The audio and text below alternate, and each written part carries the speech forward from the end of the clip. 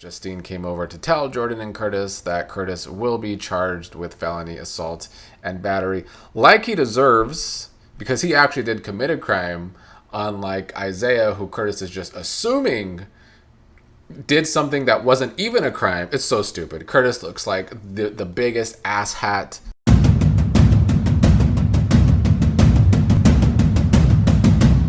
Good morning, fellow General Hospital fans. Here to talk about the last two episodes of the show. May 27th and 28th, the Wednesday and Thursday episodes that were both ass, I must say. I don't think they have been good episodes at all. I feel like a lot of the storylines going on this show right now are not very good. Let's start with a little bit of the Wednesday episode. There's not a whole lot to talk about. I feel like it was just kind of a episode to stall things. Lulu and Dante can't find any information on where Rocco and Britt may have gone. Lulu's saying that they could still make this case a kidnapping, but Dante says that if they bring the FBI into it, Rocco is going to have his life in danger because the WSB could get involved. So that was most of that. There was also Sonny, who is questioning Gio if he knew anything about where Rocco may have went, but Gio said Rocco doesn't trust him anymore since he ratted him out. And then Sonny went to Dante to say the obvious, that if Britt is in danger, Rocco's in danger.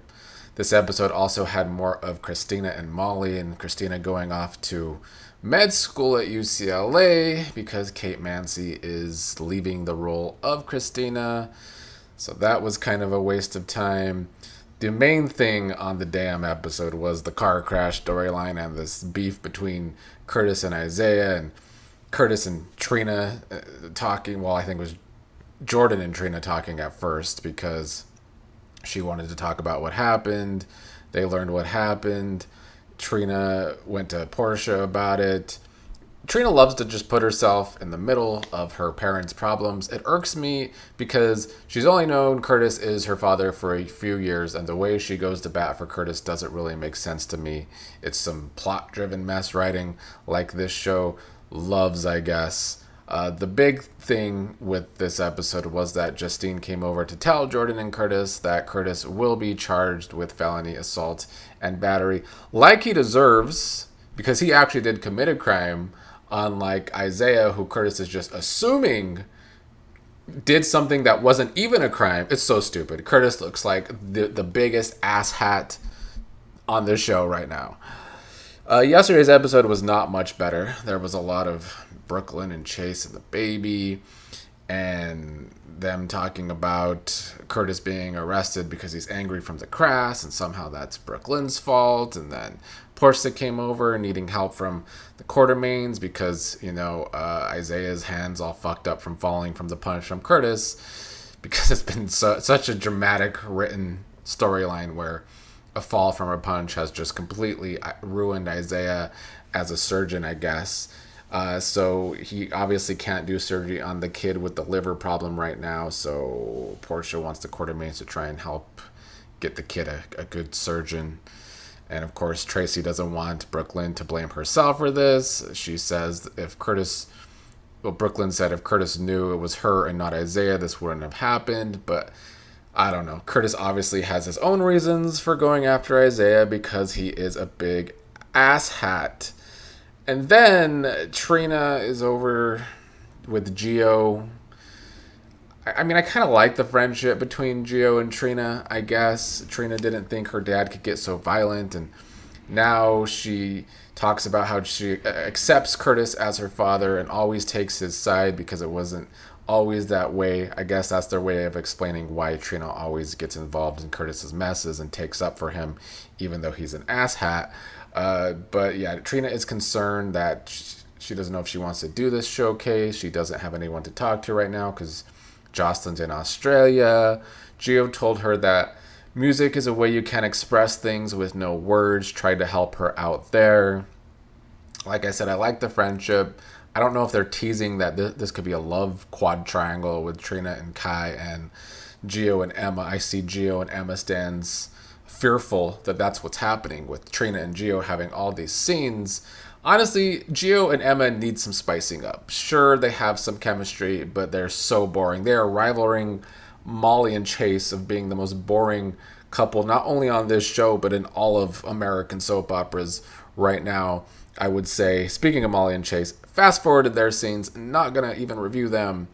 Then they had Michael finally in an episode. I feel like he's maybe in once every 6 or 7 episodes.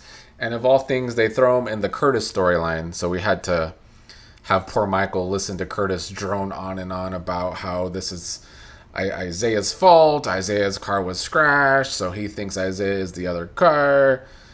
Stupid. Portia then came over to whine to Curtis about Isaiah's hand. It's just not a good storyline. Most of these storylines this week, not a good storyline.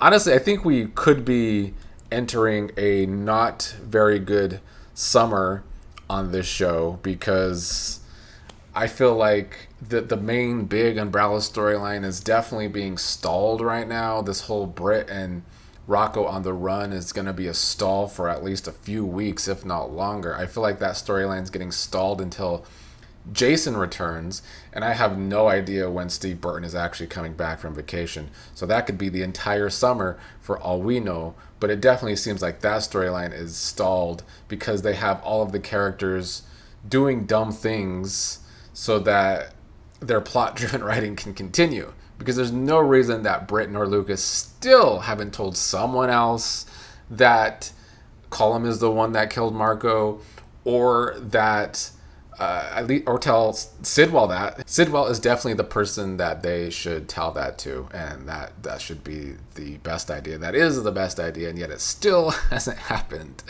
because that is the only way they can stall this storyline. So yeah, the summer's looking bleak with our current stories. The only thing that can maybe save it is if something good happens with Willow and Drew. That was probably the main point of yesterday's episode, with Willow with comatose Drew telling him that this is hell for her too, because Sidwell is calling the shots. Willow told Drew that it turns out she's really good in Congress and she listens to the people of Port Charles, unlike Drew, so she wants to keep that job once this is all over with. She said she would let Drew back in her life, or just back into life, if she could trust him that he would leave her alone, but they both know that that's not going to happen because Drew always wanted to control her. Willow talking about how she's just so good at Congress. They definitely want us to think that. She's so new in Congress, but really starting to call all these shots in Congress already. Anyway, Sidwell ended up arriving frustrated with Willow because he didn't want to meet with her today, and she called him over on a whim. She wanted to complain about the Jack and Drew situation because there's just going to be so much suspicion that they both had a stroke at her house.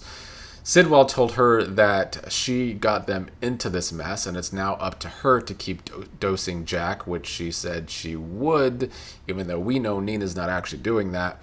Willow wants to stop dosing Drew again, which Sidwell says that's not going to happen.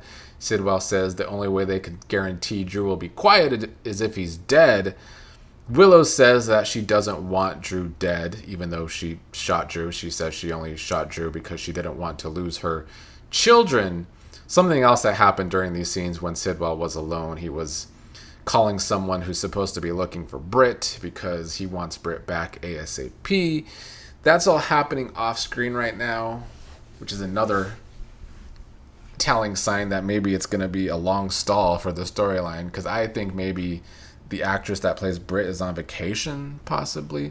Maybe a shorter vacation than Steve Burton, but it seems like I still contend that this was the original storyline before Steve Burton went on vacation and took that vacation, is that Britt and Jason were supposed to go on the run together and not Britt and Rocco, but that's what we're getting now. Anyway, when Sidwell left, and after Sidwell told her that he wants her to deal with any suspicion on Drew and Jack's connection, Chase arrived, and she was crying. She said it was just one of those mornings. He wants to help. He wants to know what's wrong. She says everything is wrong. Willow says she feels trapped. He thinks she's too hard on herself. They even reminisced about when he used to rub her feet and listen to her. Willow's sad that he can't rub her feet anymore. Willow says that she just can't do this anymore. She doesn't want to be married to Drew anymore. So at least she got those words out. I'm still hoping that we really do get a Chase and Willow affair. I feel like that would be soapy, and I want that to happen to Brooklyn because I don't like the character. But yeah, that was the last two episodes. Not a whole lot of good shit to talk about. I didn't really even talk about Rick and Liz in Wednesday's episode, but Rick was very concerned for Liz. I still do like them as a couple, even though Rick was doing the most in those scenes, wanting Rick to take Britt and wanting Liz to take Britt and the hospital to the cleaners by suing them. But that's about all I got from these past two episodes.